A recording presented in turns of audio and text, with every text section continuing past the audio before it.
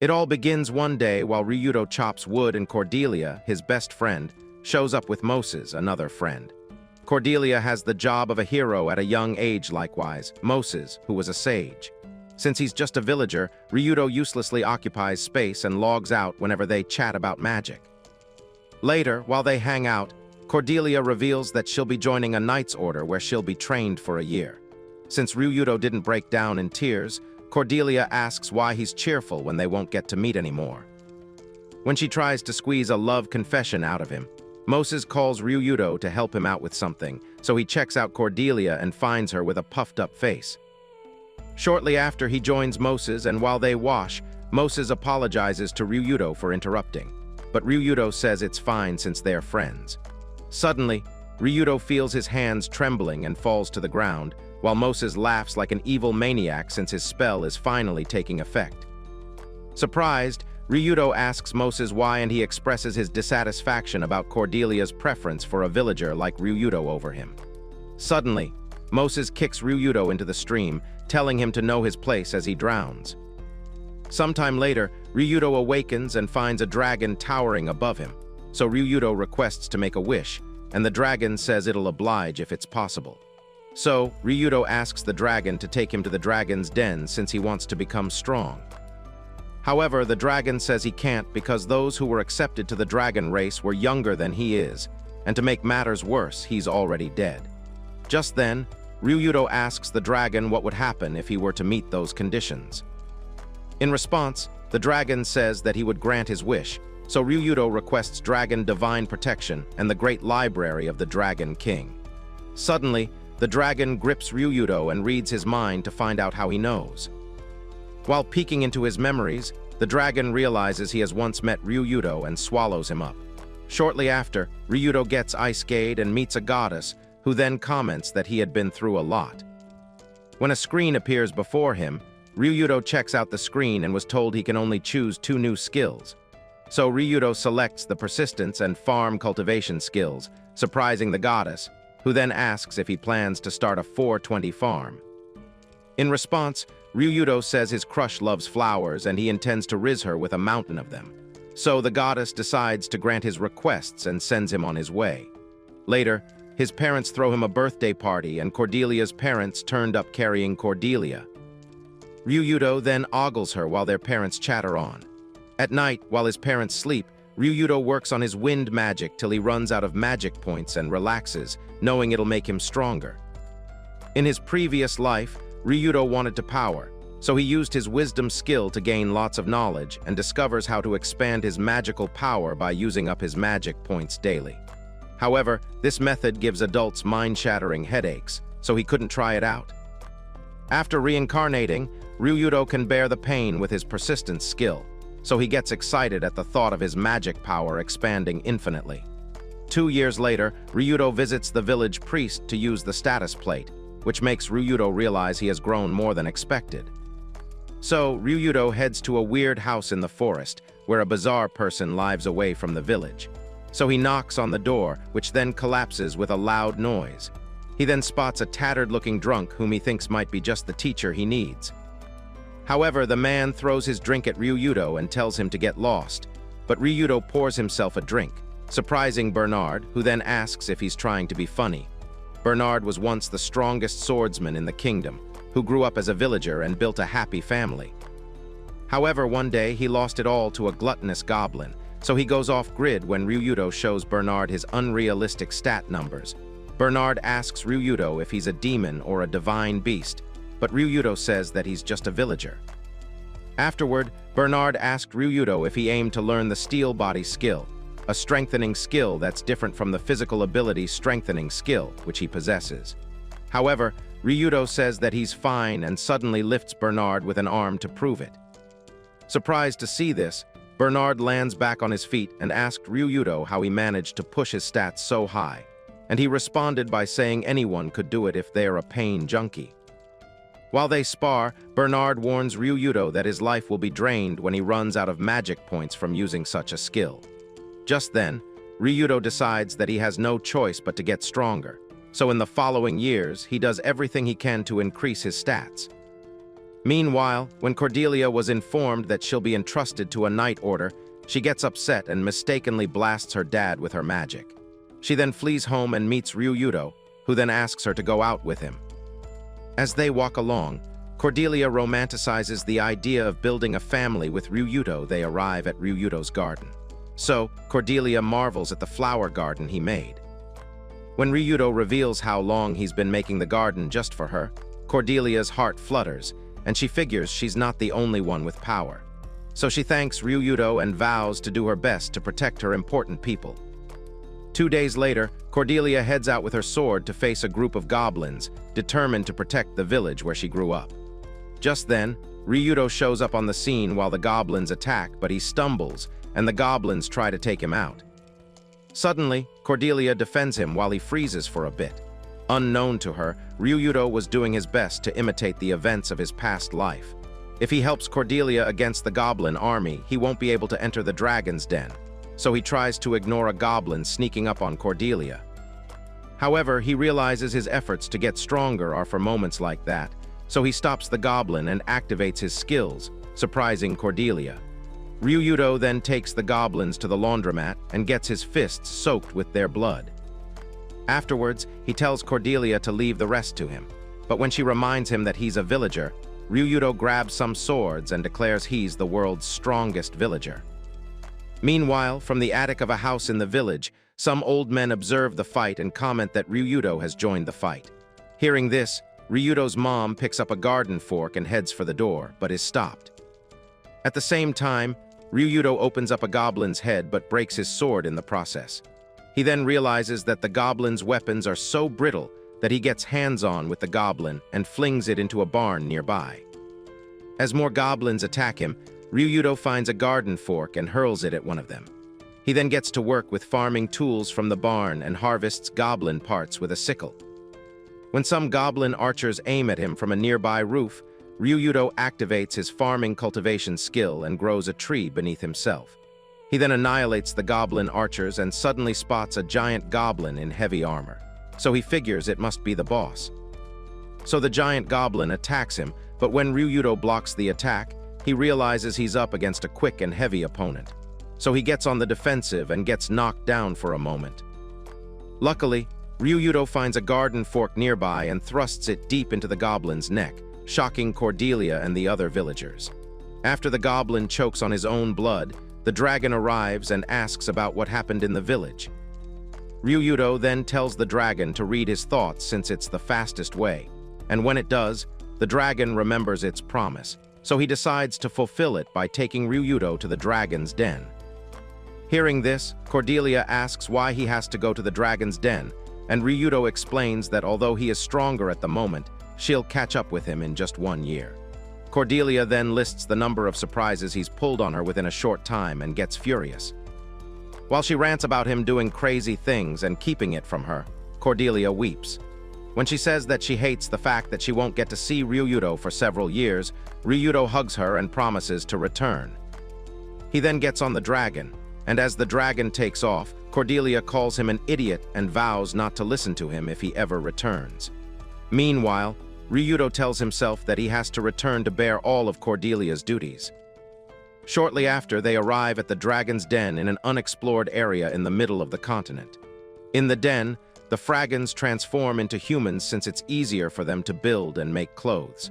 When Ryuudo spots the library of the Dragon King, he marvels at its size. Just then, they meet Lilith, the receptionist, who welcomes them with a smug look. Feeling funky, Ryuudo demands to see the Dragon King, but gets knocked on the head by the Red Dragon, who then tells him to add some respect when he addresses the king.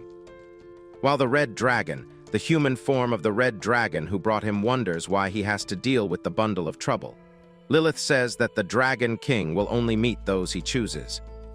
So Ryuudo begs her to do something about it, but she introduces herself and makes him realize his presence in the dragon's den is an abomination, since he's older than their usual intakes.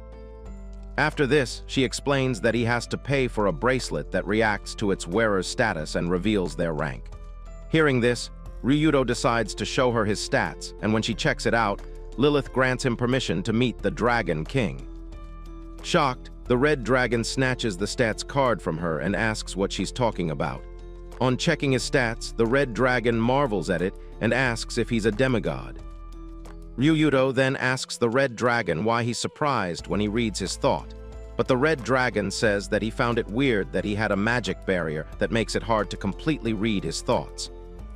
In addition to this, the red dragon says that it's difficult to use mind magic on him, and Ryudo gets excited since it'll save him the trouble of getting a skill that defends against abnormal statuses. After Ryudo thanks Lilith, they arrive before the Dragon King, who then tells Ryudo to lift his head. While the Dragon King checks out his status card, he points out that there's no way a human his age can have such a status unless they're reincarnated. Curious, Ryudo asks if there are other reincarnated people, and the Dragon King reveals that he once had a friend who was. The Dragon King comments that Ryudo must understand his sense, and in response, Ryudo says that it suits him well. When Ryudo asks how he got his drip from, the Dragon King reveals that it came floating along just like Ryudo's soul. While still bowed, the red dragon wonders what kind of conversation they are having. Just then, the Dragon King gives Ryudo permission to read all the books in the library, shocking the red dragon, who then says that he can't bear the burden if Ryudo causes trouble, since he's in charge of him. In response, the Dragon King takes over the custody of Ryudo, and states that Ryudo has the same rights as any strong person of the dragon race.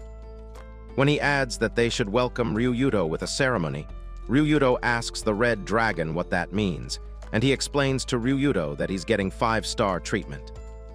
With a menacing stare, the Dragon King states that he hasn't told the red dragon to lift his head, shocking the red dragon, who then bows immediately. Seeing this, Ryudo realizes the Dragon King is not as soft as he thought. Despite this, Ryudo decides not to change his casual speech and asks the Dragon King why he's getting special treatment. In response, the Dragon King reveals that it's firstly because he has to respect Ryudo since his magic points is greater than his. In addition to this, the Dragon King asks Ryudo if he realizes that his actions are leading the world to destruction. Surprised, Ryudo asks if he heard that right, and the Dragon King reveals that he lacks self-awareness and adds that Cordelia is only one of the 4 heroes of the Oracle who will save their world from great calamity. While the Dragon King schools Ryudo on the duties of a hero, he asks the Dragon King what his point is, and the king asks him what happens when a villager protects a hero. When Ryudo realizes what he'd done, the Dragon King adds that history is taking a turn into madness because he repelled the goblins. In addition to this, the Dragon King states that Cordelia was supposed to have a severe wound, which would have made her push herself to the limit to get stronger. After this, the Dragon King asks Ryudo if he thinks anyone could be heralded as the Dragon Slayer just on a whim, since the goblin raid was supposed to awaken Cordelia. However, when he took care of it, the world faced the uncertainty of proceeding down a different path.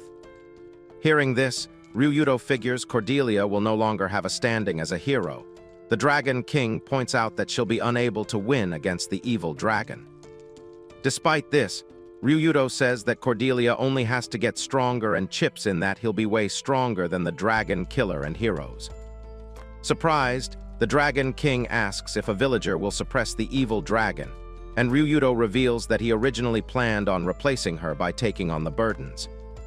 He then asks the Dragon King to hand over the Dragon King's divine protection, but the Dragon King grabs his head and comments that a human trash like him is getting carried away. In response, Ryudo says that he's willing to sell his soul to the demon race to make it happen. Shocked, the Dragon King asks if he understands what he's saying, but Ryudo says that he's lowering his head to the Dragon King to avoid doing that. While the red dragon gets soaked in sweat and wonders when he'll go home, the Dragon King says he can't let anyone who hinted at a contract with the devils live. However, when Ryudo smiles and calls the king's bluff, the Dragon King laughs and says that people like Ryudo are his favorite. After this, they shook hands and formed a pact. Ryudo then feels different, and the Dragon King explains that the Dragon King's divine protection makes the negative factors of the villager obsolete. Hearing this, Ryudo realizes he can now level up without constraints. Just then, the Dragon King checks his watch and asks if there's anything else. In response, Ryudo says that he got all he needs, and when the Dragon King asks him what he plans to do after that, Ryudo says that he plans to work hard to level up. Some days later, back in the village, the country dispatched some investigators to check the condition of the village, and the miracle authorization officer carefully recorded the people's words. After this, all information about Ryudo's birth was removed, and a gag law was imposed on the people. So, Cordelia visits Ryudo's parents to apologize to them and reveal that Ryudo has gone to the dragon's den. While she blames herself for this, Ryudo's father tells her to chill out, since Ryudo went on the journey of his own will to act cool in front of her. He then adds that they'll protect the place he can return to. Somewhere in a forest on the outskirts of the dragon's den, Ryudo flees from a Minotaurus while carrying out the first trial in the Rite of Trials. He then shuts the door to the Labyrinth, since the monsters summoned for the trial cannot exit the room. He then recalls his reason for visiting the Labyrinth, and Lilith asks if he plans to retreat. In response, Ryudo says that the Rite of Trial is impossible for a level 1 villager. Some hours before that, he met Lilith at the Dragon King's library, and she pointed out that he looked pretty worked over. Ryudo then explained that he got in a fight with some low-level guys among Dragonkin. After this, he revealed that he heard she's leaving the dragon's den the next day, and judging from her reaction, Ryudo figured it's true. So he asked if it's because he came to the den, but Lilith said it's none of his business and revealed that she doesn't have a guardian. Since having an overseeing dragon is a condition for humans to live in the dragon's den, Lilith revealed that the earth dragon who took care of her had turned senile. Hearing this, Ryudo realized she would be forced to leave without a guardian, and thought it was cruel to let her out just like that. Ryudo then asked if there was anything that could be done about it, but Lilith went silent and showed him a slave crest on her neck, a branding given to slaves. Because this is a symbol of weakness, it's hard for the dragon community to accept her since they thrive on strength. Just then, Lilith revealed that she was already a slave from childhood and added that she's unable to do anything, while Ryudo thought of what awaits Lilith if she were let into the outside world.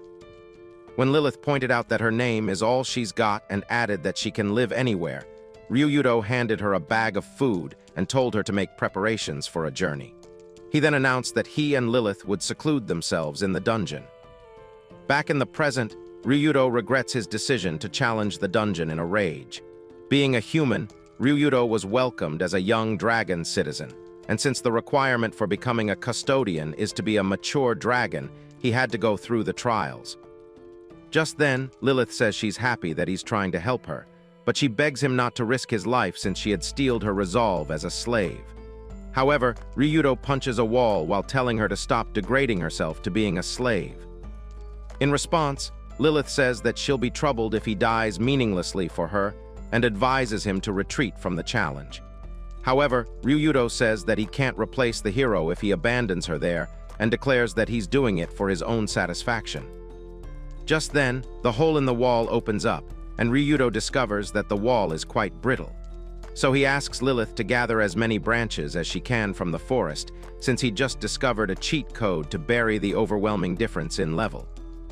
While she picks the woods, Lilith wonders what Ryudo intends to do, even with green sticks. When she returns to the dungeon, Ryuut welcomes her and reveals that preparations are complete. Surprised, Lilith asks how he managed to get all the woods dry, and Ryudo reveals that his farming cultivation skill could make green wood into firewood by making it wither. Using his wisdom skill, Ryudo figures the Minotaurus is a familiar, programmed to be unable to leave the room. He then decides to throw firewood into the room through the hole in the wall and burn it strongly with fire and wind. Some hours later, Ryudo opens the doors, and just like he predicted, the Minotaurus was exterminated by suffocation.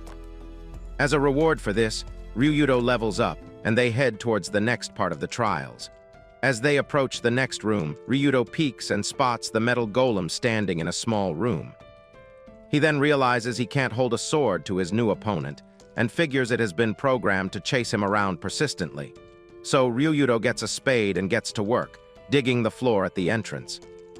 Seeing this, Lilith points out that they won't make it, since they've already wasted a lot of time on the first trial. After this, she adds that they won't be able to reach the lowest level in half a day, and Ryudo asks why they have to complete the dungeon within a time frame. While she gives him a questioning look, Ryudo points out that there's no one screaming for her to leave the dungeons and asks if there's a need to complete the trial within the time limit. In response, Lilith says there is, since a dragon's promise is absolute, and adds that she'll get angry if they're laid back. Hearing this, Ryudo tells her that it's fine to get angry, and Lilith suddenly tries to make an angry face but ends up looking cute. Feeling embarrassed, Lilith turns away while Ryudo figures she's bad at following through with what she says. Because of this, Ryudo decides he can't let a person like her out in the world on her own. Several hours after digging the hole, Ryudo suggests they proceed as planned and activates his skills upon entering the room. But since the metal golem was out to get him, Ryudo runs for his life and leads the metal golem out of the room. Suddenly, the metal golem falls into the hole, and Lilith empties a skin of oil into the pit to trap the metal golem. She then asks Ryudo if it's really all right to just pass it by, and Ryudo responds by saying there's something better waiting up ahead for them. Shortly after, they arrive at a bonus stage where they find many goblins having the best time of their lives. So, Ryudo points out that it's a goblin's nursery, a feeding ground for familiars summoned for the purpose of the said trials. He then grabs one of them and comments that the goblins must be the live feed being prepared to be eaten. After thinking of how hard it must feel for the goblins, since their lives could be ended on a whim by others, Ryudo remembers Moses and thinks he was like that in the past too. Ignoring all this, Ryudo annihilates the goblins and is drenched in their blood. As they proceed in the trial, Ryudo levels up, and as he cleans himself, they arrive on the banks of a pool where a whale catfish hibernates.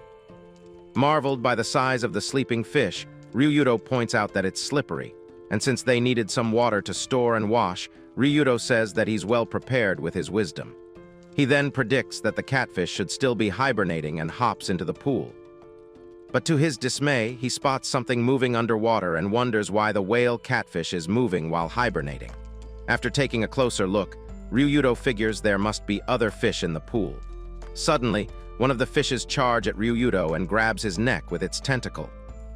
So, Ryudo stabs the whale catfish on its head and breaks free, wondering if his increased lung capacity is because of his leveling up. As he swims back to the surface, Ryudo wonders if he just took out the whale catfish's child.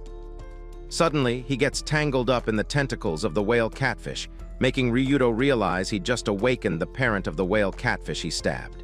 Shortly after, Lilith arrives with some branches and wonders why Ryudo said the green branches are fine too. Oh.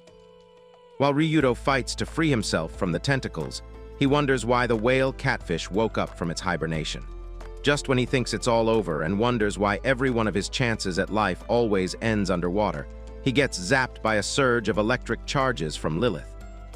Shortly after, Lilith gets him out of the pool and reveals she gambled that he would be able to withstand the surge. Ryudo then asks why she didn't run since she had promised him, before they entered the labyrinth, that she would run if they got into trouble. Annoyed, Lilith grabs him and resets him with a slap. Afterwards, she tells him to quit screwing with her and insinuates that she couldn't stand watch and do nothing.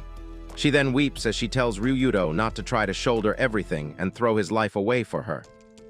When she makes a big deal out of this, Ryudo grabs her cheek and suggests they do their best to survive. Some moments later, after Ryudo levels up again, they arrive at the corridor of the Undying, a more complex maze with high-leveled undead monsters. However, there is a rule to maze layouts. Once the candidate notices the markings engraved and changes them according to some set rules, they can get out quickly. Knowing this, Ryudo points out that it's a test of knowledge about ancient letters and recognizing the patterns. Shortly after, Lilith comments that they defeated the Guardians in the deepest levels, and Ryudo agrees while looking through a scope. So he hands the scope to Lilith, and when she looks through it, she spots some fire dragons. These are lesser dragons with intelligence than house lizards, but a battle prowess as fearsome as dragons. At this point, Lilith panics and says they should have gathered more experience points at the previous level, but Ryudo said they should have gathered everything from the upper and lower levels. However, he suggests they get some rest first, and when Lilith tries to protest, he scoops her in his arms and says that the preparation will take half a day regardless of the path they take. While sleeping, Lilith gets flashbacks of how she was transported alongside other slaves-be-slave traders who were then attacked and eliminated by a great dragon. Eventually, she was adopted by the dragon, who then taught her how to read and later became senile. When she awakens, Lilith wonders how long she's been out for and figures it's so hot in the maze. She then wonders why there's so much light and sound and spots Ryudo bleeding from his prolonged efforts to be a Fire Lord. Shocked, she freaks out when she spots his hands and bleeding face, but Ryudo says that it's tolerable with his skill, but it keeps draining his HP as sleep damage. After this, Ryudo says he'll heal it with recovery magic after he finishes what he needs to do. When Lilith asks him what he's up to, Ryudo says he's setting fire to the entire place. Amazed by this, Lilith checks out the fire dragon's nest and wonders how long Ryudo has been working to get the fire burning. So she points out that even a dragon's breath can't take down the structures, but Ryudo says she's wrong. While he keeps firing up the place, Ryudo says it must get done, and to Lilith's surprise, he lights the fire. When the flames begin to spread fast, Ryudo explains that roots are at the connecting area of every framework, since he had strategically positioned some seeds that grow quickly with a little warmth and nutrition. He then increased the growth rate of the seeds using his skill, and within a short time, they grew into the entire buildings. Ryudo then tells Lilith not to underestimate the power of plants, since they can create crevices that destroy sturdy buildings. After this, Ryudo adds some wind to the fire, and the entire building, alongside the monster, was engulfed in flames. Immediately, Ryudo levels us tremendously and comments that he has gained more EXP that way through the enemies he has eliminated. However, Lilith points out that the underground Labyrinth is the dragon race's holy city, but Ryudo says he doesn't care about the ones who abandoned her. After this, he asks if he has done enough to become a guardian, and Lilith suddenly laughs and says she can only laugh because he exceeded all her expectations. Just then, Ryudo announces that it's over and activates his farming cultivation skill, which then crumbles what's left of the burning labyrinth. After he levels up for doing this, he suggests they head back up using the footholds and vines. While they prepare to head back up, Ryudo figures he has to prepare his equipment to deliver the finishing blow to the whale catfish and metal golem. Suddenly, he summons the Minotaurus's axe and swings it around to get a handle on it. When he tosses it up and catches it again, Ryudo comments that it feels light and marvels at the effect of leveling up. Some moments later, they arrive at the level of the second trial, and Ryudo tosses a hook into the hole he dug and quickly pulls out the metal golem before putting it out of its misery. Suddenly, Ryudo levels up and unlocks a skill known as Rage of the Villager, a skill that causes great magical damage in exchange for its user's magic points. Knowing this, Ryudo wonders what someone like him with magic points close to 20k will be able to do. So he tells Lilith to wait back and heads to the level of the third trial, where the whale catfish had recovered from Lilith's stunning charge. Immediately, Ryudo activates his new skill and hits the whale catfish with all he's got, while Lilith cowers from the effect.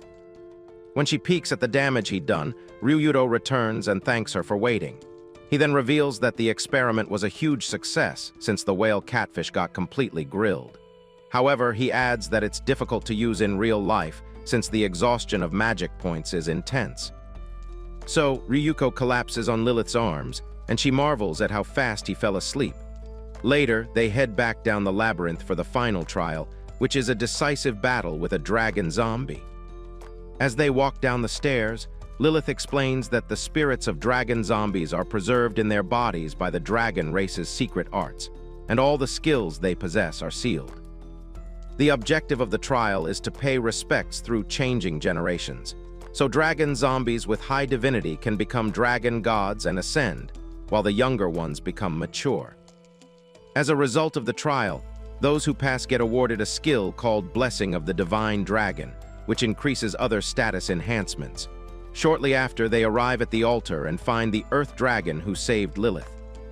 So, Ryudo pulls Lilith back and approaches the dragon like he's got no time for reunions. Since the dragon died some months back, and there was no one going through the ritual, the trial has become a funeral service for Lilith's father. Suddenly, the Earth Dragon attacks, and Ryudo gets thrown by the impact. However, he steps on the rocks floating in the air and evades another incoming attack from the Earth Dragon. When he lands on the ground, the Earth Dragon roars angrily and charges at him for another series of attacks, but Ryudo activates his farming cultivation skill and tries to hold it back with some shrubs. Suddenly, the dragon crashes into the ground and struggles against the hold of the shrubs. When the Earth Dragon breaks free of them, Ryudo realizes his shrubs won't hold, so he tries to plant some seeds on the dragon, but they get shaken off since the dragon sees through his plan. Just then, the dragon lands its first hit on Ryudo and sends him flying into a wall. Following this, the Earth Dragon keeps attacking, while Ryudo evades the attacks and discovers he's got hidden Parker skills. However, to avoid ending up on crutches, he swings out a hook and latches it onto the dragon. When he swings and safely lands, Ryudo gets on the offensive and launches a barrage of attacks at the Earth Dragon.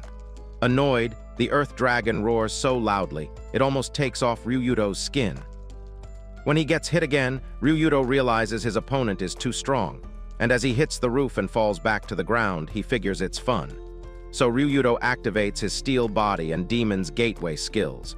Just then, more attacks come his way, but he shields himself with the Minotaur's axe. Since he's no match for a dragon, Ryudo decides to use two strengthening skills at once to exceed the dragon's expectations. After this, he activates the Rage of the Villager and hits the Earth Dragon with a fatal blow. When the Earth Dragon collapses and bleeds, Ryudo raises the Minotaur's axe to finish him off, but he hesitates and strikes the floor instead. Seeing this, Lilith asks why he's stopping, and Ryudo says that he can't do it while watching her teary face. So, Lilith wonders why she's crying when her father is already dead. She then explains that it's a happy thing while Ryudo reaches for her, and explains that her human part is still struggling to come to terms with reality. Ryudo then suggests that she send him off, since she's the child of the Earth Dragon, and it'll give her the closure she needs. However, when Lilith points out that the blessing of the Divine Dragon will go to her instead, Ryudo says that he doesn't mind it and tells her to show her father what she can do. So, Lilith lays her hands on the Earth Dragon and flashes back to all the memories they shared. She then thanks the Earth Dragon for picking her up and taking care of her. Afterwards, she finishes him off with a bolt of lightning, and the Earth Dragon suddenly dissipates into thin air. Ryudo then hugs her to console her, and Lilith requests to remain in his arms. In response, Ryudo tells her to cry for as long as she likes. When he pulls out his status card, thinking he'll only level up, Ryudo is shocked to find out that he has been awarded the blessing of the Divine Dragon. When he questions this, Lilith says she doesn't understand it either, since she was also awarded the same skill. Suddenly, Ryudo laughs and comments that he's figured it out. Curious, Lilith asks him what happened, and Ryudo says that her dad was probably quite a doting idiot parent who gave him the skill as an incentive to take care of his daughter. Ryudo then tells Lilith that her dad is right there with her and chips in that she's a softie. Afterwards, Lilith asks what they'll do when they return to the surface, and Ryudo responds by saying he'll hole himself up in the Dragon King's library and wander around the world afterwards, collecting skill and leveling up. He then announces that he'll become Lilith's guardian and vouch for her identity and tells her to do whatever she likes. On second thought, Ryudo asks if she'd like to go with him, and she says she would. 10 years before this, the Earth Dragon lost a fight and was on the verge of death since his opponent was an evil dragon. Knowing he couldn't win, he had fought still, since it's a dragon's pride to be struck down by someone strong. However, by some miracle, he found himself well again, and a lady showed up with a tray of teacups. When she suggests they have some tea together, the Earth Dragon thanks her. He then asked why she saved him and explained that, although he's grateful to have been under her care for 10 years, he hated it. He then went further to explain that it's not needed and wondered why she overlooked the fact that a dragon's corpse is worth a fortune. In response, the lady smiled and said she wondered about it too. After this, she revealed that her family lost their happiness in pursuit of wealth. Curious, the Earth Dragon asked about her family's whereabouts and wondered why he was listening to a human. While he thought it was a waste of time, he apologized for touching on such a sensitive topic. However, the lady said that it's fine and revealed that she's sick and has been living alone ever since she got separated from her baby girl during a riot. She then assured him that she'll get better soon enough to go find her daughter, but the Earth Dragon pointed out that her disease can't be cured. At that point, the lady figured the mind-reading abilities of dragons are no joke, while the Earth Dragon apologized and stated that there's no skill even within the dragon's secret arts that could cure her. The Earth Dragon then wondered if she lied because of a needless consideration for him and figured it must be the human emotion called sympathy. So he got up, and on his way out, he said that dragons hate lies. However, he blamed himself for this and suddenly transformed into his dragon form. He then said he cannot forgive himself and vowed to find her daughter to repay his debts. So the lady revealed that her daughter's name is Lilith, but the dragon said he already knows that and promised to take care of her while taking off. Several years later, the Earth Dragon visited the lady's grave with Lilith, and when she asked about whose grave it was, he revealed that it was his benefactor's. Somewhere else, Cordelia tells a story about her non-existent knight in shiny armor. She then flashes back to the moment her oracle was revealed, and she was put in armor as a hero. While everyone smiled at her just because she's the hero, Cordelia remembers telling Ryuto her concerns about becoming a hero and having to fight for the sake of everyone in the world. He has asked her about her plans as a hero, and she revealed that she's scared, despite wanting to protect everyone and their smiles. However, when Cordelia teared up and said she couldn't do it, Ryuto said he would help her no matter where she is or who her opponent is. Thinking about their childhood memories, Cordelia figures Ryuto was her knight in shining armor. But since she was a hero and he was a villager, the gap between them was so big, but they didn't mind it, and she was happy with just that. Cordelia had thought it was fine if the hero protects the villagers since it's her job. But during the goblin raids, when a villager proved to be stronger than the hero, she realized that although a knight in shiny armor doesn't exist, she had a friend who would protect the world together with her. When she wraps up her story, her drinking buddies at the Night Order laugh hard at her. They then pointed out that there's no way a villager could be stronger than a hero. When Cordelia claims she narrowly escaped death because of Ryuto, they kept more bants coming her way. Just then, a female knight tells the others to quit making fun of Cordelia and fake support for her. At the time, the goblin incident had been publicized to have concluded with Cordelia's magic running out of control, and Ryuto had died as a result. So, since everyone believes the story was an illusion she made up, Cordelia covers her face and announces that she's leaving to cool her head, but the knights keep poking fun at her. Just then, they get knocked on the head by the vice captain, who then commands them to apologize later. The squad leader then chips in that they have Cordelia's sixth sense to thank for drinking in the deep forest. The knights were on an expedition to subjugate sand worms, and everyone on the team defeated monsters easily without Cordelia's contribution. Suddenly, Cordelia feels her heart beat faster, and the squad leader notices, so he asks if there's some monster around. When Cordelia nods in affirmation, the squad leader commands all knights to be on guard and orders them to get into formation. When he asks Cordelia for updates, she reveals that one of the enemies is still way off, but adds that she has a bad feeling about it, so she suggests that they flee. Hearing this, the squad leader commands the knights to stay on guard and retreat, but before he finishes, his head gets sliced, alarming Cordelia and the other knights. When he collapses, a lady shows up laughing hysterically and asks if they thought they could escape from her. She then states that she won't let a single one of them escape. Suddenly, Cordelia identifies her as the evil dragon Amanta, who has devoured many young heroes. When Cordelia figures she must be the target, she announces that it's an all-out war and commands the knights to surround her.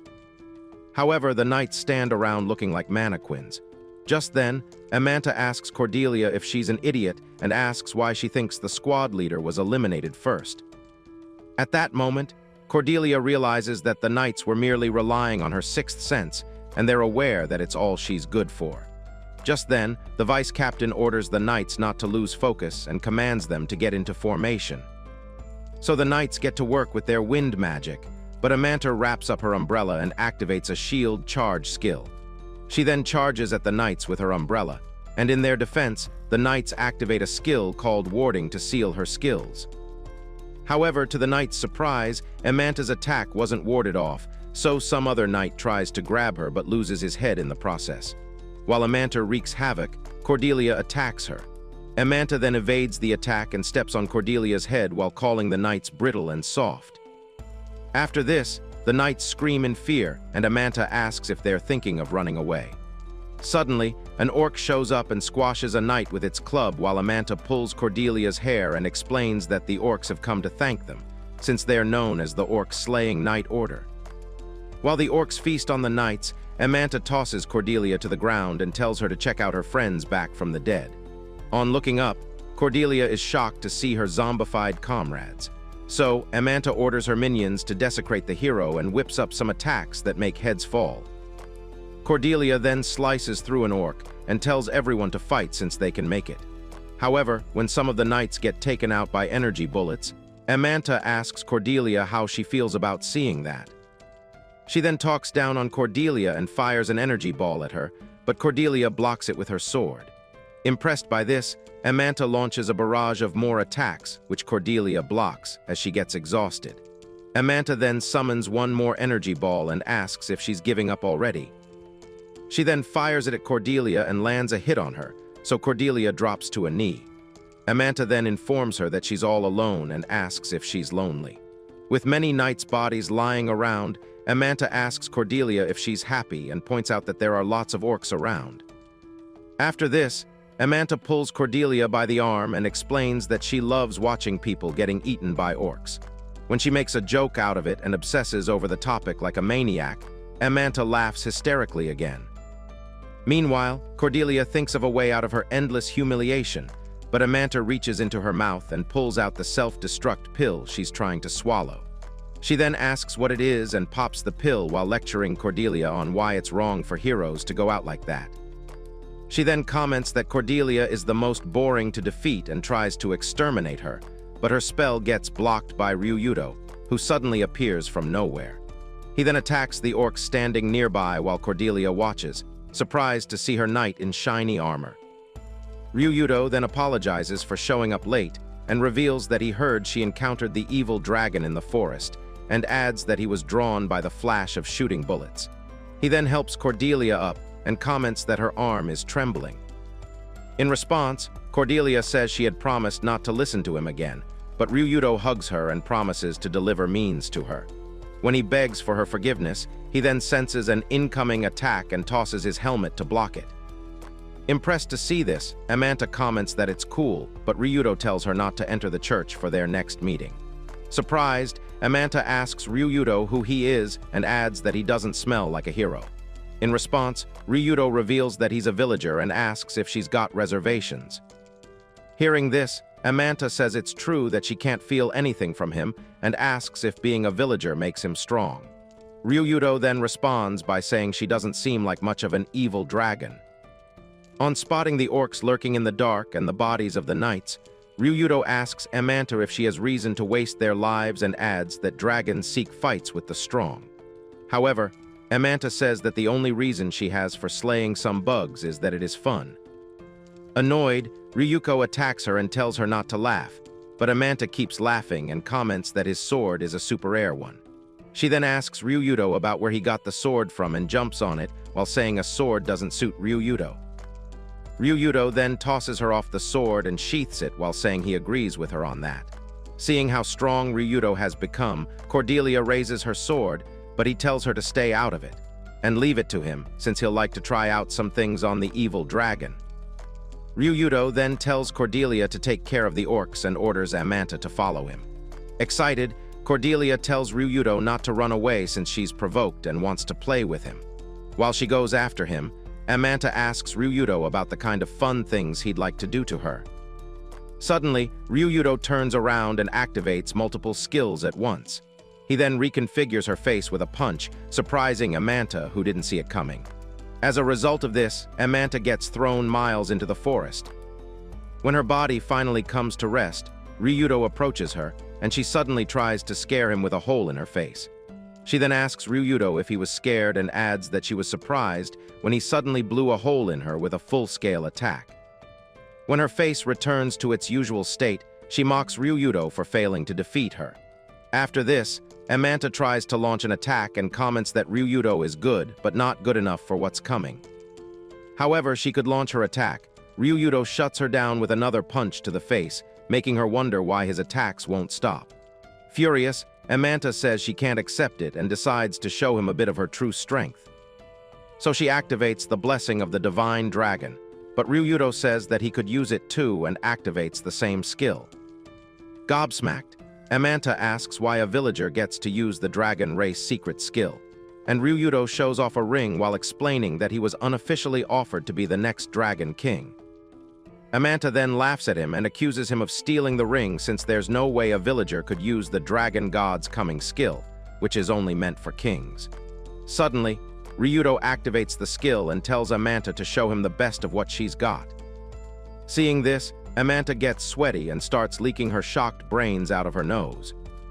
After she drips all over at the sight of a villager using the dragon's secret skills one after another, she prides herself as the most fearsome and evil dragon and wonders why she's being intimidated by a villager. Just then, it occurs to her that Ryudo hasn't used magic at all. Thinking he can't use magic as a villager, Amanta tries a bind spell on him to disable his movement. When it works, Amanta laughs and mocks him for being unable to use defensive magic, despite being the next Dragon King. Just then, she decides to show him her true strength. She then raises her skirt and unveils an endless realm filled with demonic eyes. When she explains that she's known as abnormal because of the number of demon eyes she possesses, she approaches Ryudo and announces that there's no man able to stand against her charm skill. She then tries to charm Ryudo into becoming her slave by promising to treat him well. But Ryudo suddenly gives her a kick to her non-existent family jewels and tells her not to show him something so dirty. While she wallows in pain and misery, Ryudo reveals that he knew that an evil dragon's charms had no effect on him. He then thanks her for making him feel like he's grown stronger and adds that she can die since he's done with her. Shocked by this, Amanta wonders how she, of all people, gets treated like a dog, so she prepares to die, thinking she'd just resurrect in 300 years when Ryudo would be dead and play with the weak heroes. To her dismay, Ryudo draws a flaming sword and announces that there's no next time for her. On looking up, Amanta realizes Ryudo is wielding a holy sword that annihilates evil dragons, so she freaks out. Just then, Cordelia shows up and announces that she has defeated the orcs. Immediately, Amanta leaps towards Cordelia to grab her as a bargaining chip, but she suddenly gets hit by an attack from Lilith, who then points out that she's a bother. Shocked, Amanta asks her who she is and where she appeared from, but Lilith says that it doesn't matter and promises to destroy her. Just when Amanta spews some trash about the world balance being disrupted, Ryudo dissects her in half. Surprised, Cordelia asks Ryudo if the sword he used was a god destroyer, and Ryudo confirms this. So, Cordelia complains of a headache from hearing things she can't understand and welcomes Ryudo back. However, Lilith holds her back from running to him and says it's dangerous since Ryudo hasn't sealed the curse yet. When Cordelia asks what she means, Lilith explains that Ryudo tried many taboos to get stronger. When she adds that the power he got his hands on is also a curse that eats away at him, Cordelia asks why he has to go to such lengths. Lilith then explains that it's the price for obtaining power unfit for a villager's body. Shortly after, Ryudo reminds Cordelia of his promise to save her and adds that he'd do anything to be beside her. A few days before the evil dragon annihilation, in the Dragon King's library, Lilith enters a strange room where the dragon's secret tome, a book filled with records of original magic devised by the dragon race, is kept and reads it. Initially, the tome wasn't made accessible to people like Lilith. However, 2 years before then, some of the dragon chiefs protested against giving permission to a slave to read the secret tome and refused to give their consent, even if it's the Lord's order. In response, the Dragon King says it's a troubling issue and adds that everyone has a point. He then announces that they'll have to decide on a method where the strong equals justice. A few moments later, Ryudo defeats the chief in an arm wrestling contest. So the chief acknowledges Ryudo's strength and apologizes for his rudeness. However, Ryudo dismisses it like it's nothing. After this, the chief asks if allowing Lilith to read the secret tome would make Ryudo stronger. When Ryudo confirms this and adds that he'll keep getting stronger from that moment, the chief gives his consent. Not long after this, Ryudo packs up for a journey and bumps into Lilith on his way out. She then asks if he's leaving her behind, but Ryudo says that he can't always protect her since she'll only be a hindrance to him at the moment. He then reveals that he'll be training himself for 2 years and proposes that he'll come back for Lilith if she can memorize the tome content while he's away. Since then, Lilith studied all the time, burning the spells contained in the tome into her brain. But since she's not a dragon, she doesn't know how to use the spells despite knowing them. After 2 years, Lilith questions the meaning of all her efforts and figures it's over 2 years already, but Ryudo's promise is yet to be fulfilled. So she concludes Ryudo was only after the blessing of the divine dragon and weeps, thinking he fooled her. Suddenly, Ryudo returns, shocking her, so she hugs him tightly and calls him stupid for being late. Ryudo then apologizes and asks if she can use magic. In response, Lilith reveals that she has improved significantly in her magical skill and has maxed out her box skill. When Ryudo asks about the dragon's magic, Lilith says she can't use it, but Ryudo asks how much of it she has learned. In response, Lilith says she has learned around 70% of the magic power, so Ryudo rubs her head and commends her for doing her best. He then reveals that he was late because he was looking for a ring. When he shows it to her and puts it on her finger, Lilith freaks out, wondering if she's finally off the market. Afterwards, Ryudo asks if she's ready, leaving her confused as to what he means. He then reveals that they're going on an evil dragon annihilation. Some hours after the defeat of the evil dragon, Cordelia reveals that it'll take another 2 hours before any reinforcements arrive. Hearing this, Ryudo asks Cordelia why she wouldn't stop playing the hero and run away with him. He then tries to cook up different narratives to cover up her disappearance, but Cordelia says it's an interesting proposal and fakes a punch at him. She then declares that she's a hero and will never run away, even though she's weak at the moment.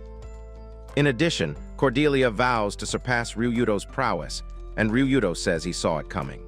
Without wasting time, he turns to leave with Lilith and tells Cordelia not to die on him since he'll save her each time in his own way. While she watches them leave, Cordelia suddenly realizes she didn't get to ask about Ryudo's new side chick. A few moments later, Ryudo asks Lilith to let go of his arm, but she says she never thought a hero would be a ditz enough to turn down Ryudo's kindness.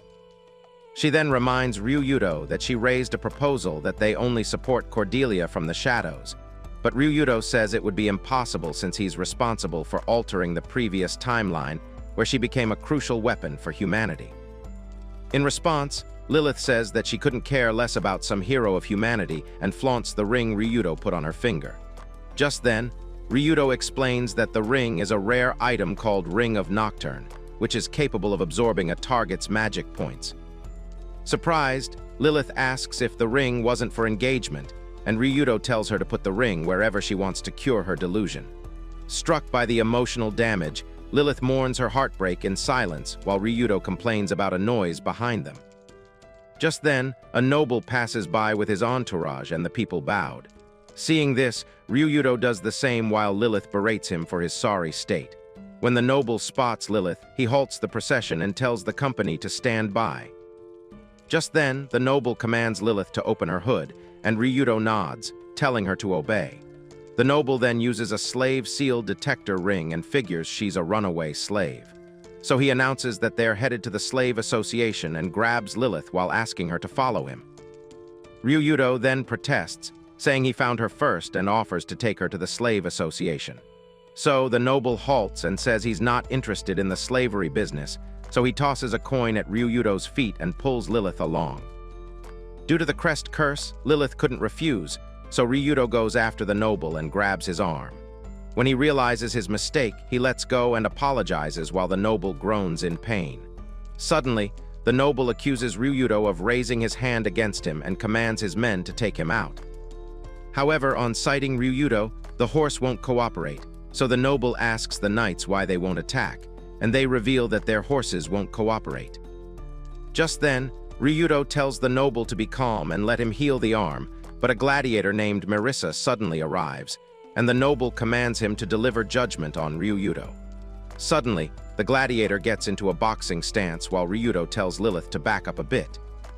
Just then, he tries to take Ryudo out with a kick to the head, but Ryudo dodges the kick and blocks a few more attacks from the gladiator, who happened to be the fiercest among the adventurers of the town. Since he leaves most of his opponents bloody, the bystanders inform Ryudo that he's about to be turned into a bloody pulp.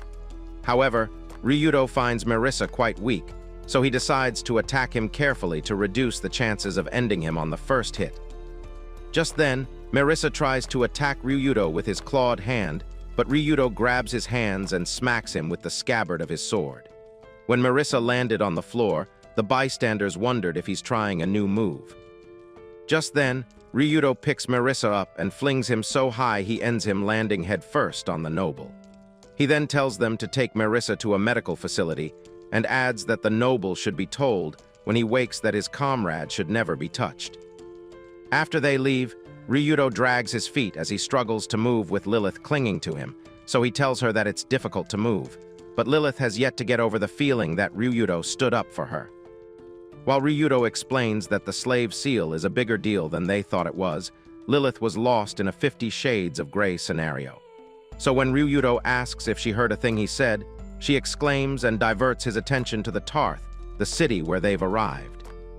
Just then, Ryudo says that it's called the City of Merchants and explains that they have to find a way to undo Lilith's slave seal and make a base where they can help Lilith level up. Shortly after, when they arrive at the Slave Association, Ryudo freaks out on hearing that it costs 10 gold coins to free younger slaves like Lilith. To make matters worse, the receptionist reveals that the seal on Lilith is one of the superior ones, and mere villagers don't have the right to buy slaves without a guarantor. The receptionist then adds that she can reward Ryudo for returning a runaway slave, but he refuses and calls on Lilith.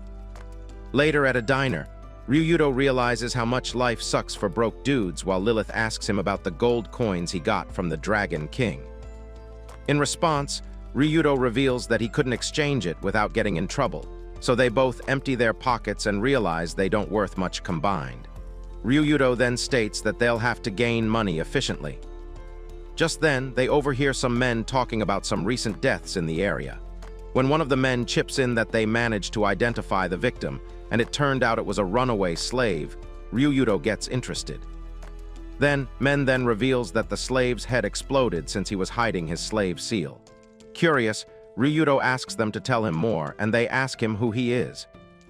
Later, at an inn, Ryudo laments about the mess there, and since he had found out that slave seals fade away when they don't receive magic regularly from their masters.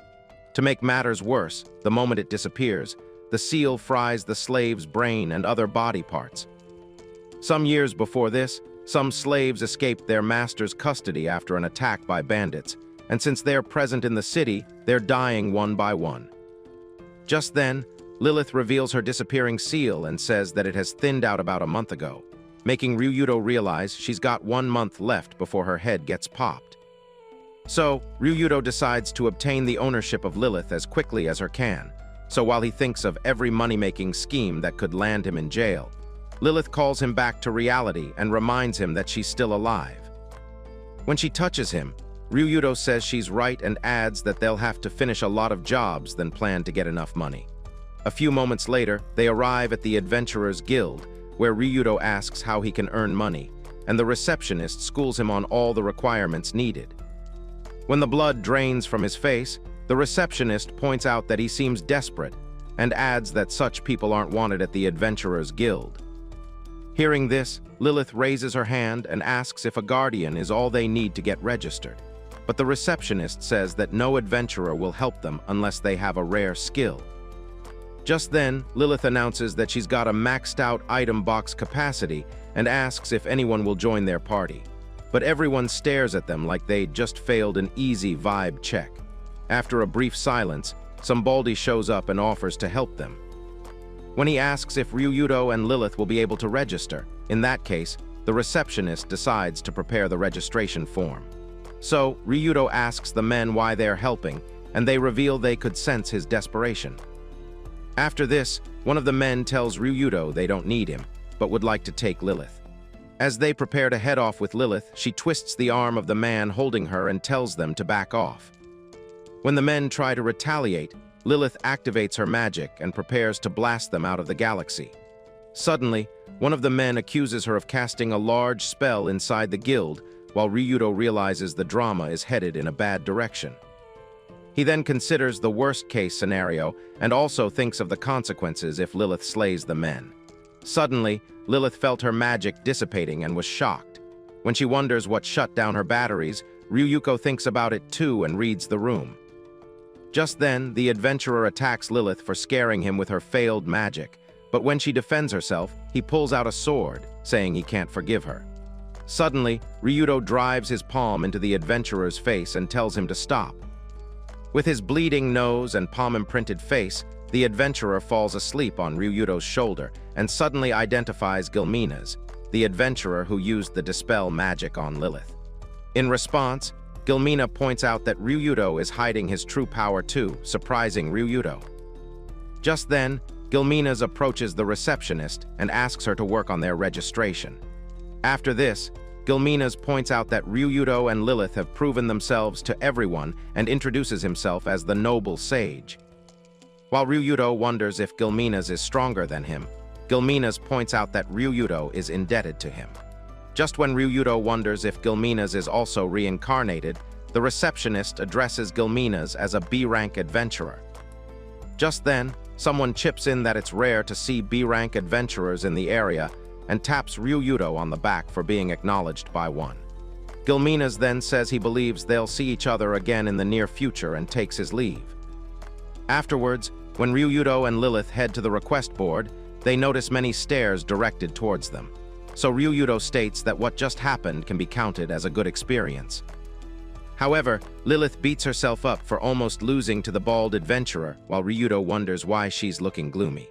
While browsing through the requests, Ryudo checks out the most profitable ones and realizes they'll have to work their way up the career ladder.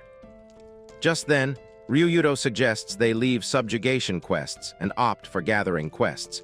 So they found a quest to gather a rainbow-colored fruit that only grows in the wild and was deemed impossible to cultivate. When Ryudo asks Lilith if she thinks the reward is high for an F difficulty quest, she checks it and realizes they'll get a silver coin for each fruit.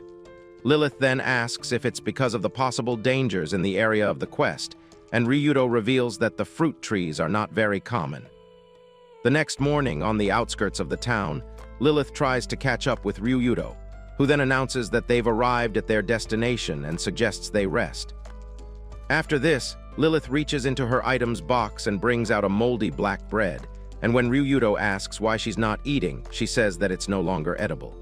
In response, Ryudo says that they have to save money, but Lilith asks why he spent money buying soaps and a stock pot. Ryudo then reveals that they'll need it and marvels at the ability of the maxed-out box to store soapy water. Afterwards, he reveals that the soapy water will be the key to increasing her level.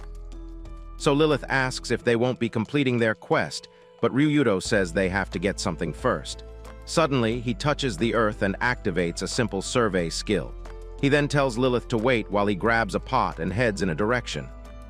So he activates some other skill and increases his senses. Just then, he spots the rainbow-colored fruit afar off and dashes towards it. After he explores the forest, plucking the fruits, Ryudo returns 2 hours later with a bucket full of the rainbow-colored fruit. When Lilith marvels at how much he found, she points out that they might have made up to a gold coin. However, Ryudo points out that he still couldn't find the other thing, so he suggests they rest for the day. Shortly after, they began hearing noises from the forest, and goblins suddenly charged out of nowhere. Surprised, Ryudo points out that it's rare to see monsters in the area while Lilith charges up for an attack. So, Ryudo tells Lilith to defeat all the monsters by herself. Immediately, Lilith builds up her magic and takes out all the goblins in a single attack. Seeing this, Ryudo asks if she ran out of magic points, and Lilith confirms that she did. He then points out that being short of magic points hurts and gives her some of his. Afterwards, he asks Lilith if she realizes her mistake and explains to her why it's wise to conserve magic points when battling against an unknown number of enemies. When he points out that she's still underleveled, Ryudo says that she can do tons of high-level magic when she levels up. Suddenly, Ryudo's attention gets drawn to something, and he spots some kind of insect. When Lilith spots it too, Ryudo identifies it as the Mad Water Strider. a mutant insect that uses camouflage perfectly with the lake.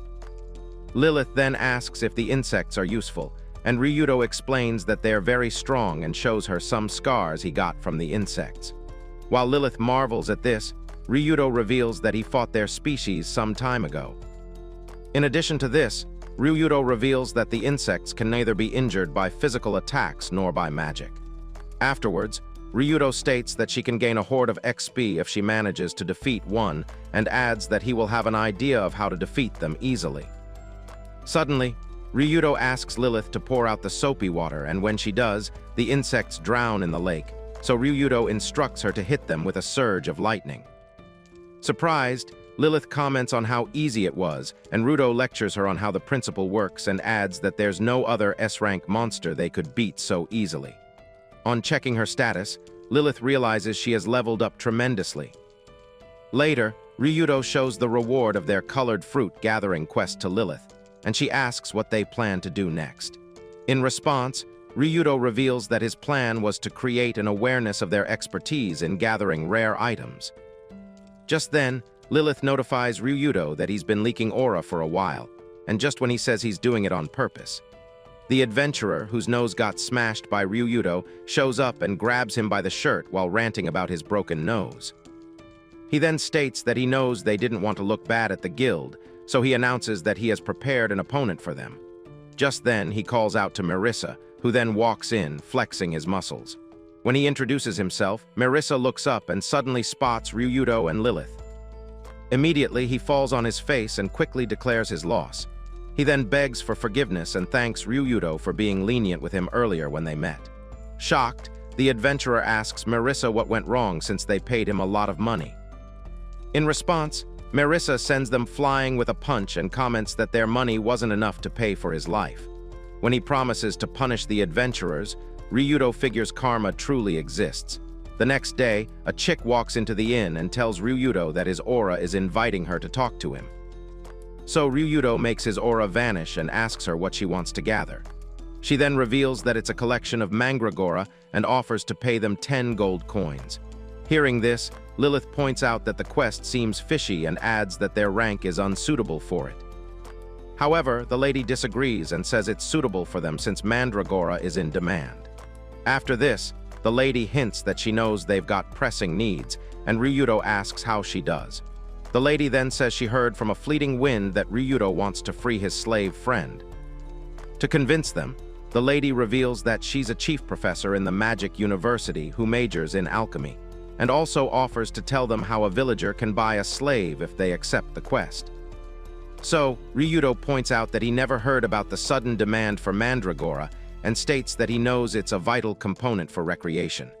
The lady then reveals that, although it's rare, the cultivation of mandragora is possible. However, she adds that it's a secret that all the mandragoras they have were infected by an unknown disease, and it might be a sign of great trouble. When she reveals that the mandragoras in the wild have been overraked and put in the market, but they're shoddy. Curious, Ryudo asks if there's still a group of them near the city, and the lady reveals that they're located in the pathway to Araki's volcano, where the basilisks live. She reveals that they'll be guarded by an A-rank party named the Hakuho clan. Will Ryudo get away with altering the timeline of the world? Let us know what you think in the comments, and if you want more videos like this, like and subscribe to the channel. Thanks for watching.